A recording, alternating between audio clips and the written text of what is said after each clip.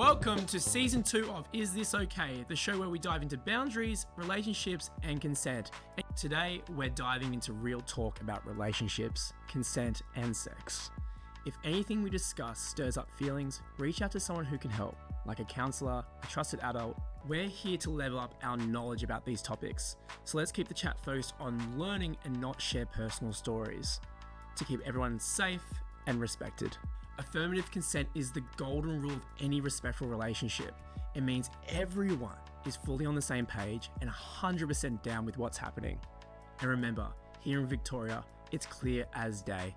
You need a yes, a nod, or some sort of agreement before anything intimate goes down. No guessing games. Always check in, never assume, and let's keep it real and respectful. We're almost there. Are you ready for Season 2 of Is This Okay? 3, 2, 1.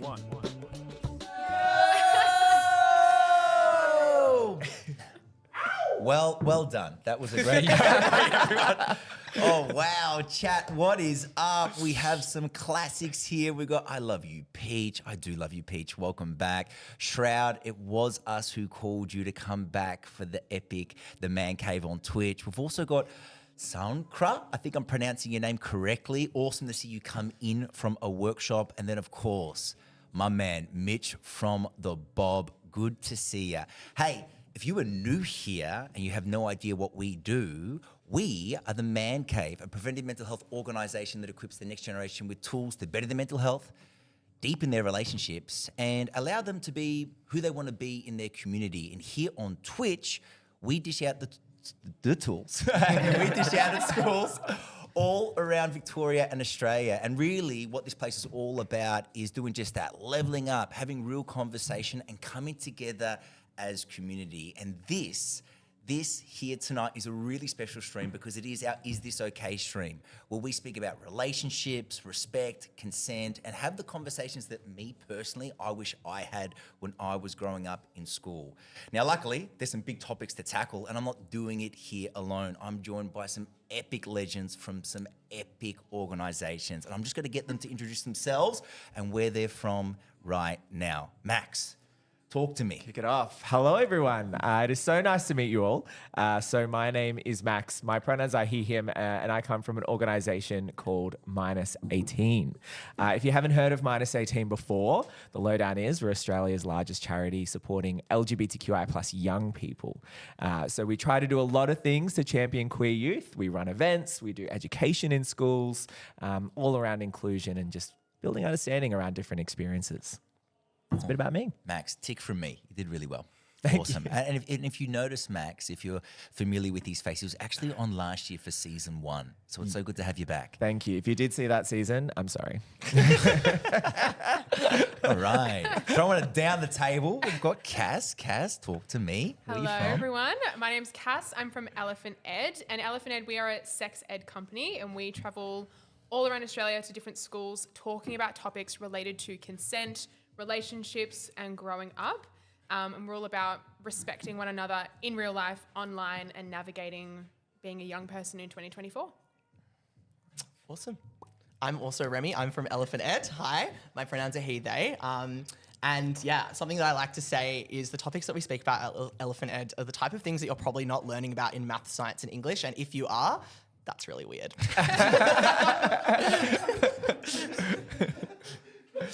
Yes, Remy.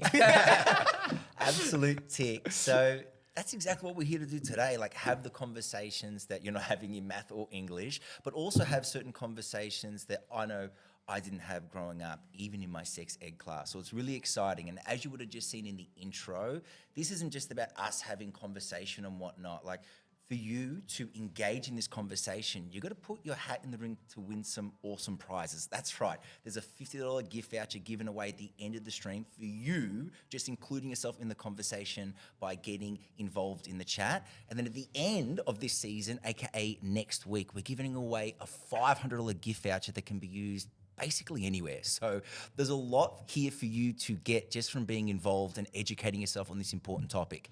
Now, what I will say, as much as myself, Remy, Cass and Max are going to be sharing stories about ourselves and jumping into this sometimes awkward conversation.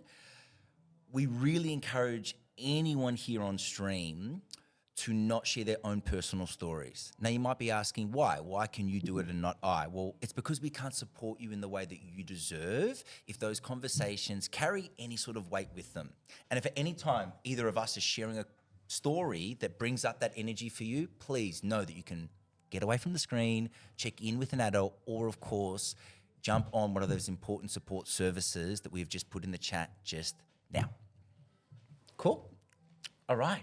Can we just take a deep breath in? 1, 2, 3, breathe in. There was some nerves before we jumped on. I'll tell you right now. Everyone's looking at me. I'm like, I've said this a million times. Even I was freaking out. But of course, we can't get into anything that we're here to talk about until we take a moment to acknowledge the land that we're on. And so here, on behalf of everyone at the Man Cave, Elephant Ed, and -18, I would acknowledge the traditional custodians of the land that we do this important work on here today.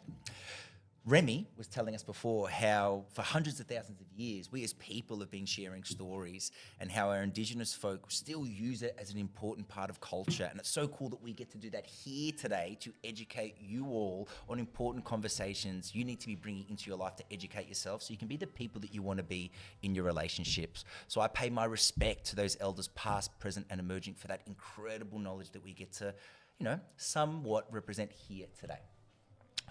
Awesome. So, it wouldn't be a Man Cave stream either if we didn't do a little cheeky check-in. Yeah, a cheeky check-in. Now, I have been talking so much, I need a little bit of sip of the agua. I need a little bit of sip. That's how much I've been talking. But normally when we check in here on the chat, we really create some time for it. We're just going to check in here on the stream, and Puppy is going to respond to any of your check-ins coming up on our screen in the chat. If you don't know what a check-in is, it's just an opportunity to speak about where you're at and how you're feeling about it. Simple. So simple that Remy is going to go first. Remy? Absolutely. So I'm checking in, and I'm saying that today it was a gorgeous sunny day in Melbourne, and it just influences my mood. So I'm feeling great. I was feeling energized. Got a little bit of sun, vitamin D. So yeah, I'm feeling awesome and excited to get into the topics that we're going to be talking about. Love it. I'm Cass, checking in, and I was here last season, and I'm really excited to be back for season 2. I'm really excited. I'm feeling a little bit nervous. I've never been in a podcast mic situation, but I'm sure it's going to be great, and I'm really happy to be here. Love. Max checking in. As mentioned, I was also in season 2, and I'm really excited that the role plays this year are lessened. It's just more of a chat vibe because my acting skills are no good. But yeah, really excited to be able to jump on, have some chats, and talk to some amazing orgs that I really admire. So yeah, feeling great, feeling excited. Nice. Yeah, I can definitely do that, Cal. I'll stop moving the mic. Jarrah, checking in. I feel good. I love the nervous energy that comes with doing this sort of stream, having these sort of conversations, and also getting to connect with new people. Us four have never sat on a table before and had this chat. So there's nervousness there and excitement. And of course, I'm really excited to see how our chat interacts. I just want to quickly call up any MVPs or Bob members as well. Include yourself. Just because I said that we don't want you to share your stories doesn't mean that you don't share your perspectives or beliefs. It's really important that you engage in this chat because we also get to learn from your perspective as well. So inviting that in. And just to answer the big question coming from Gentilis, I can't really pronounce that. But yes, Jeff still work on this stream. If you do pop a Jeff in there and we react, I'm going to give it to him, Andrew. Basically, team, a Jeff is if they put Jeff, we've got to make a... Can we just do it now? 1, 2, 3, Jeff! Oh, sorry, that's even slower than what we thought. Let's just try. 1, 2, 3, Jeff! Great, so awesome. One more time, Jeff! No, I'm not doing it that time, right? But basically what it is, if they put a Jeff in the chat, it's how they can kind of roast us. The last one to put it up there has to do some push-ups or squats, considering what you want to be working on in this. Depending what your goals are. Yeah. 100%. Well, we're checked in again. Massive invite to the Jeff! Oh, Remy. Oh my God. Some squats for you, Remy. You can do it while we're talking as well. It's Right fine. now? Yeah, absolutely right now. Okay. Or push-ups, depending on your goals. Wait, I'll just do one squat. Yeah, one squat's fine. Okay, And we should all clap. 3, 2, 1. Oh, well, Perfect squat, perfect squat, perfect squat. Perfect spot. couldn't have been more awkward. Okay. All right, so I reckon we are almost ready to press go. I'm ready to get into this conversation and see where it takes us as a team and as an organization. All right, there's something dinging and donging coming through. Hello, Jared. Hey, Cal. Sorry about moving the mic before. I just get a bit excited. Hey, well, it's okay, and we've got something for you. Okay. I can't wait for it. Delivery. Oh. Oh. That's not what I ordered. Take it back. Okay, so explain, Cal. Jared, Remy, Kaz, what is it? It's It's a banana. correct. Quite right. Should we also pick Should we this hold up? it up? Yeah. We've also Yeah. got a condom for And a everyone. condom. Yeah. Yeah. Wow. Okay. Kaz, can we give that to the camera? Just in this camera over here, just to show the camera over there. Condom and a very ripe banana. Now, what do you think I'm wanting you to guess here? And remember, points for best on ground. You do win an award. What's the So award? if you get this correct, Well, pretty well. I feel like obviously we've got a bit of an allusion to sex education, seeing as we've got obviously Cass and me sitting here. We're from a sex ed org. And there's that like kind of typical narrative that if people are going to come in and talk about sex ed, that it's always going to be like putting condoms on bananas, which yes, that can be useful in certain circumstances, and obviously it is very important that people know how to use condoms correctly. But there is so much more to sex ed than just putting a condom on a banana, and things like consent, learning about STIs, learning about pornography and sexting. All of those things are really important as well. Would you add anything? I would just say we're gone are the days where sex ed is condom and banana. Like Yeah. we've evolved beyond that. Yeah. So you don't use the condom and banana at Elephant Ed? No. We use a demonstrator that is just a little bit more accurate in terms of what it would actually be like to use a condom. We also find that using something that's a little bit more like sterile looking reduces that kind of pressure. A lot of the time people feel like penises have to look a certain shape or size and things like that. So sometimes comparing them to like objects like bananas or eggplants or things like that can make people feel like they should be a certain shape or size, but that's obviously not the case. Totally. Yeah. And it always puts like a bit of a, I don't know, disconnects it from what it actually is. It's almost like, okay, like this is a fruit. This is something that I like don't associate with sex or sex education at all. Where it's like, no, we should be comfortable talking about it. We should be, talking about it in a way that doesn't need to disassociate in any way. I think not having like a real conversation feeds the stigma that like it's a really awkward thing to talk about and people shouldn't talk about this stuff. But if we're just real and like, no, this is actually how someone would put a condom on. This is why it's important. These are the risks, et cetera, like giving young people tools and information is what they really need. Yeah. Yeah, and also like it's kind of like an awkward object to actually put it on. Like sometimes that like little like hairy part that can like make it like break through, and I don't think it's the most practical tool. Does anyone here remember their sex ed growing up? Do you remember what it was like or what they were actually taking you through? It was this. Yeah. Like literally condom on a banana. I think another classic thing that we hear a lot in like the past is people being forced to watch like videos of women giving birth or something as like a scare tactic.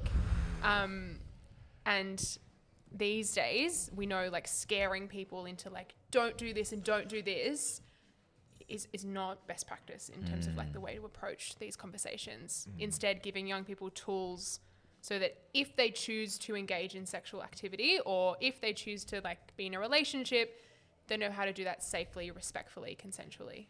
Yeah, it sounds way more holistic.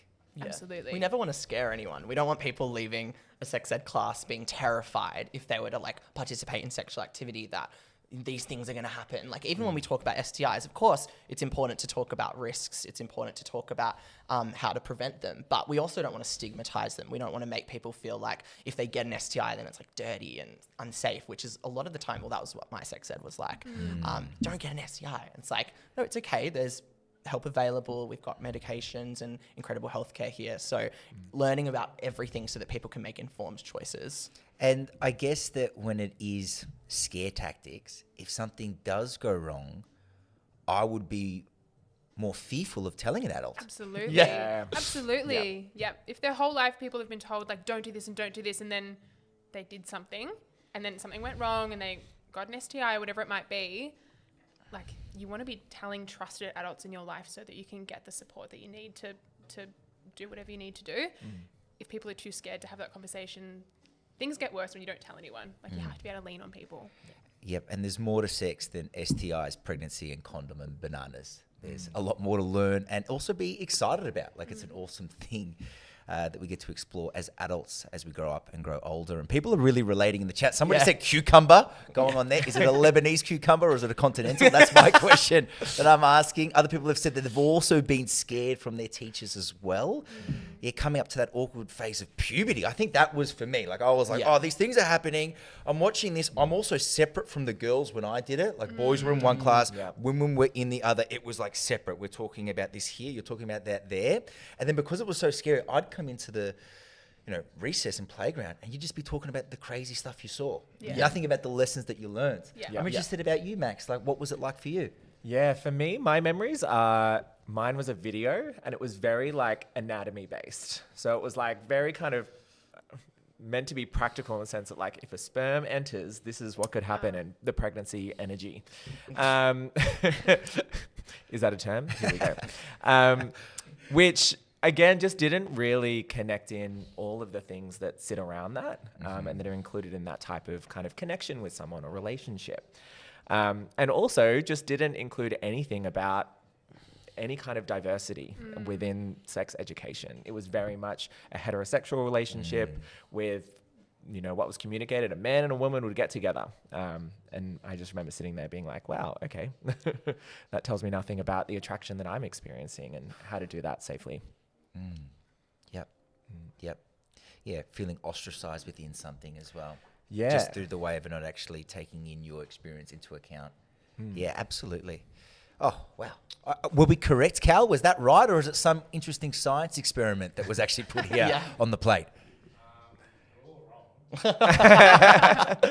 Sex education was correct. Remy, congratulations. Oh, thanks. The first answer. Points to Remy, Cass, Max, and Andrew. Andrew also got points. Wow. Awesome. And chat, I just love seeing your interactions here. Some of them hilarious. This one's from Mitch. If you have sex, you will die. That's Jim T. That's from Mean Girls, That's right? You will get pregnant and you will die. Whenever I'm facilitating in a gym, sometimes they put us in crazy spaces. I always kind of feel like that. Yeah. Which is not true, just for the record. Yeah, Not true, yeah. Not, Not true. true. We are not like Not that. true. Peach is already also saying that they also were separated in their school.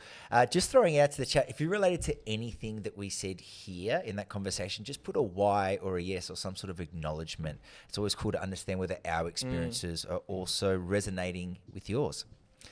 So Remy's on 1 point. That's okay. I can deal with that. That's fine. Oh, no, Max and Cass also got points. Oh, yes. Oh, cool. And yeah. I would assume, And Andrew. and I would assume that I accrued. And happy.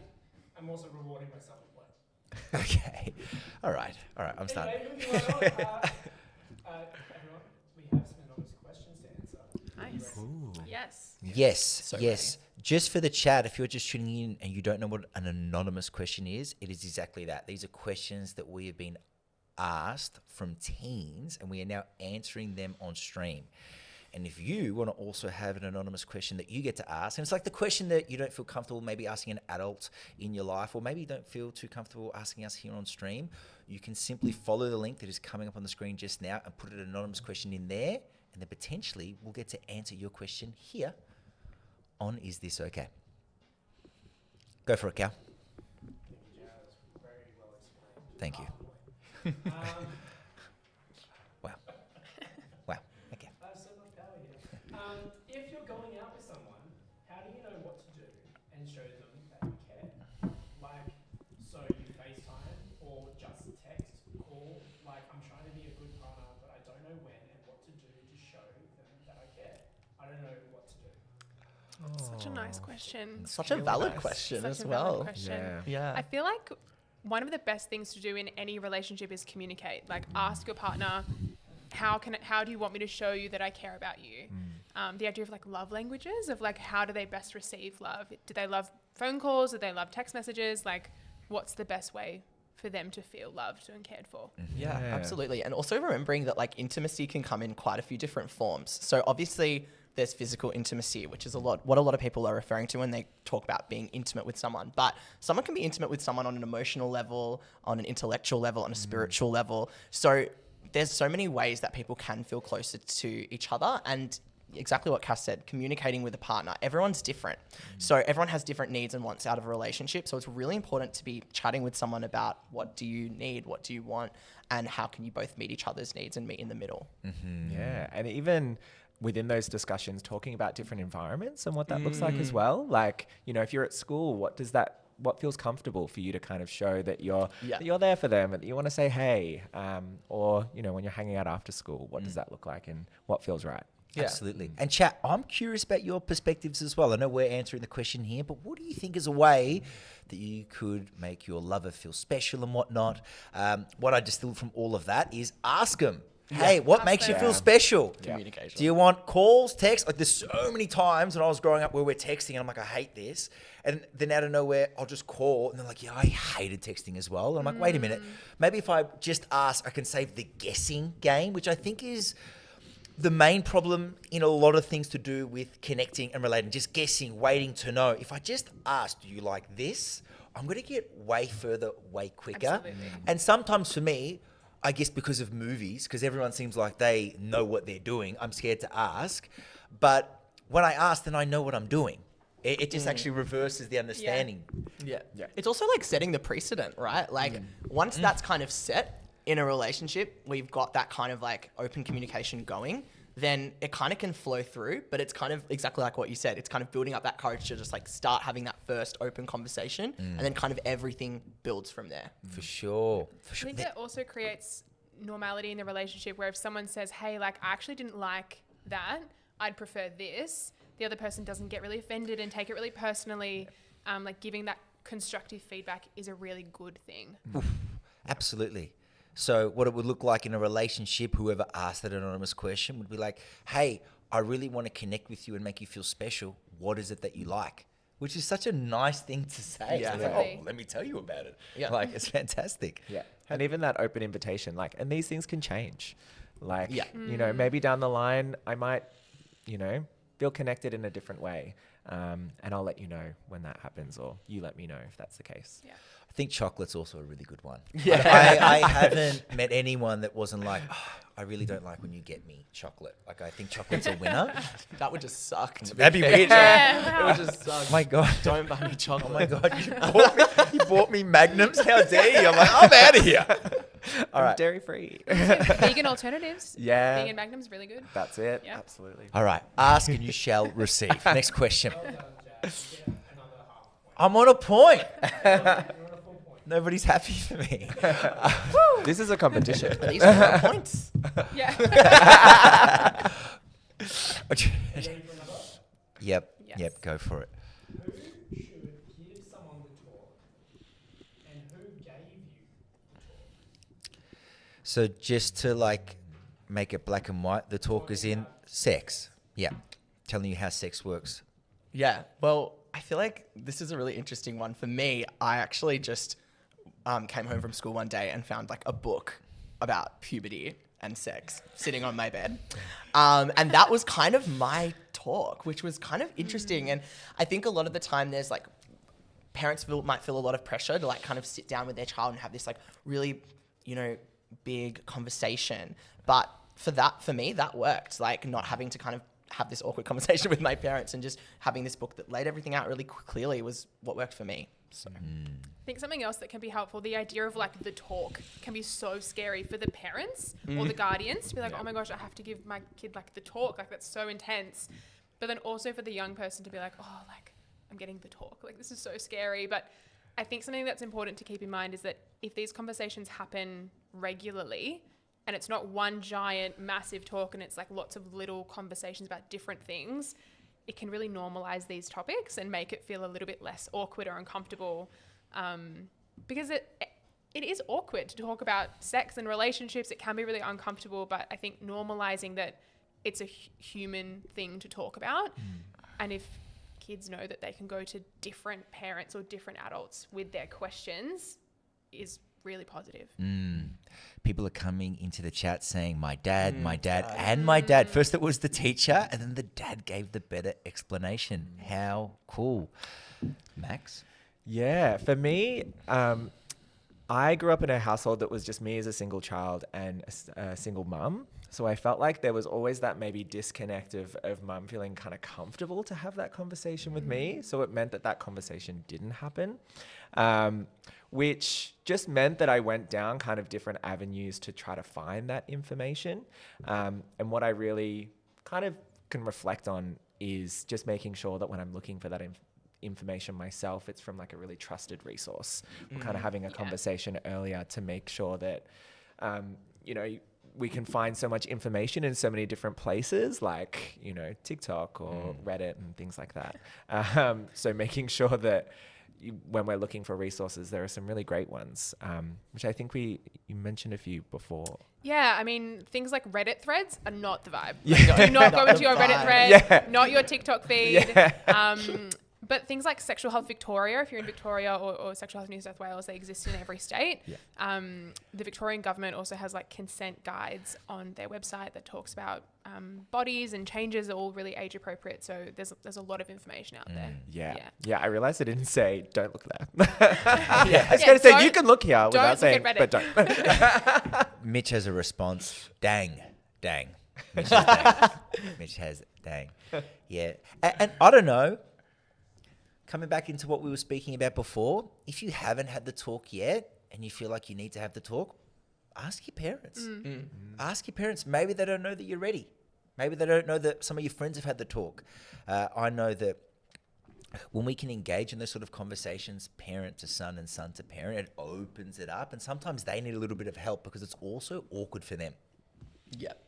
100%. And it might not be your parents. Like if your parents aren't people you feel comfortable talking to, that's also totally fine. It might be another adult in your life, a family friend, a trusted teacher at school. It doesn't have to be people at home if that's not something that you feel comfortable doing. Yeah, someone in the chat says, I never had the talk with my parents. I guess I never felt as if I needed it. And that's completely fine. If you don't feel like you need to have a chat with your parents about it, then that's so fine. As long as, people are getting that information from a trusted source. Totally. Awesome. I think we all deserve a point for that one. It's fair. Deducting a point from you. Wow. Oh, there's deductions. Oh, okay. Okay, there's some tension here. I didn't mean to buy you that dark chocolate. I thought you liked it. Thought it was great. All right, we're moving on. Next question. I'm queer and I feel sex education doesn't represent my relationship. Why? That is a really good question. Huge question. And Max, you were touching on that earlier. And I think it's like that kind of idea that in traditional sex ed, it's been very fear-based, but also it's been very heteronormative. Yeah. For those that know, heteronormative is kind of the idea that heterosexuality is the norm and anything outside of that is kind of like not really spoken about or not important. So we do find like in the past, sex ed has been something that has been focused around heterosexual relationships. I know Cass was talking about those pregnancy the birth videos. Yeah. I had that too. So it's this kind of strange thing, but what we find, especially in our workshops and our organization, is just being inclusive of all relationships and making sure to just include everyone in what we are talking about, specifying using gender neutral language, specifying when we're talking about specific sexual acts instead of necessarily saying, for example, like gay sex, we'll just speak about sexual acts in general. Yeah. I think a really easy way that people can include everyone in conversations is even changing the language around things like boys and girls or like guys, and change it to like, hey team, hey everyone, and make it really inclusive so gender's not like even part of that conversation. It's just we're all humans. These are all different types of experiences. Yeah, I love that reflection of like not having this as a separate type of inclusion training. It's like, no, it's all sexual health training. Like it's all knowledge that we all need. And to put it all together, it's just different acts and different ways that we can build our understanding. Absolutely. And something that I'll just add on as well is like this, in this question, they're saying like my relationship doesn't feel represented. If you feel like you're not getting that education, then seek it out. Because obviously it's really important that everyone is getting that education. And we know that not every single school or environment is going to be in that kind of progressive space. So if people don't feel like they are getting that, they should definitely try and seek that out. We were speaking before about like finding mentors and finding community. But then also resources, like we said before, Sexual Health Victoria, even Q Life have really great resources, but also like community groups that people can join and find people who are part of their community.